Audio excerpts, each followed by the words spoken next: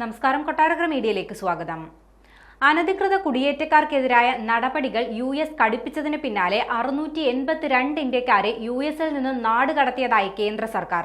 രാജ്യത്തെ അനധികൃത കുടിയേറ്റക്കാരെ ഒഴിപ്പിക്കുന്നതിന്റെ ഭാഗമായി ജനുവരി മുതലാണ് 682 ഇന്ത്യക്കാരെ US-ൽ നിന്നും നാടുകടത്തിയതായി കേന്ദ്ര സർക്കാർ പാർലമെന്റിൽ അറിയിച്ചത്. നാടുകടത്തിയവരിൽ ഭൂരിഭാഗവും നിയമവിരുദ്ധമായി രാജ്യത്തേക്ക് പ്രവേശിക്കാൻ ശ്രമിക്കുന്നതിനിടെ അതിർത്തിയിൽ പിടിയിലായവരാണ്. വിദേശകാര്യ സഹമന്ത്രി കീർത്തിവർദ്ധൻ സിംഗ് ആണ് ഇക്കാര്യങ്ങൾ വ്യക്തമാക്കിയത്. കൃത്യമായ രേഖകളില്ലാത്തതിനാൽ US-ൽ നിന്നും നാടുകടത്തലോ മറ്റ് നിയമ നടപടികളോ നേരിടുന്ന പൗരന്മാരെ പിന്തുണയ്ക്കുന്നതിന് ഇന്ത്യ സ്വീകരിച്ച നടപടികളെക്കുറിച്ചും അദ്ദേഹം ലോക്സഭയെ അറിയിച്ചു. ഇന്ത്യൻ പൗരന്മാരാണെന്ന് സ്ഥിരീകരിച്ച ശേഷം മാത്രമേ ആളുകളെ ഇന്ത്യയിലേക്ക് അയക്കാൻ അനുവദിക്കുകയുള്ളൂ.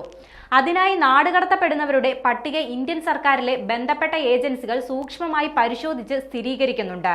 എന്നാൽ അനധികൃതമായി US-ലേക്ക് കുടിയേറിയവരുടെ കണക്ക് സർക്കാർ സൂക്ഷിക്കുന്നില്ലെന്നും മന്ത്രി വ്യക്തമാക്കി.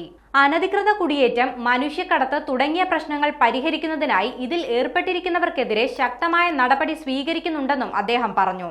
US അധികൃതരിൽ നിന്നും തിരികെ നാടുകടത്തപ്പെട്ട കുടിയേറ്റക്കാരിൽ നിന്നും ലഭിച്ച വിവരങ്ങളുടെ അടിസ്ഥാനത്തിൽ ഇത്തരം റാക്കറ്റുകൾ നടത്തുന്ന നിരവധി അനധികൃത കുടിയേറ്റ ഏജന്റുമാർ, സഹായങ്ങൾ ചെയ്തു നൽകുന്ന ക്രിമിനലുകൾ, മനുഷ്യക്കടത്ത് സിൻഡിക്കേറ്റുകൾ എന്നിവർക്കെതിരെ അന്വേഷണങ്ങളും നടപടികളും തുടരുകയാണെന്നും അദ്ദേഹം കൂട്ടിച്ചേർത്തു.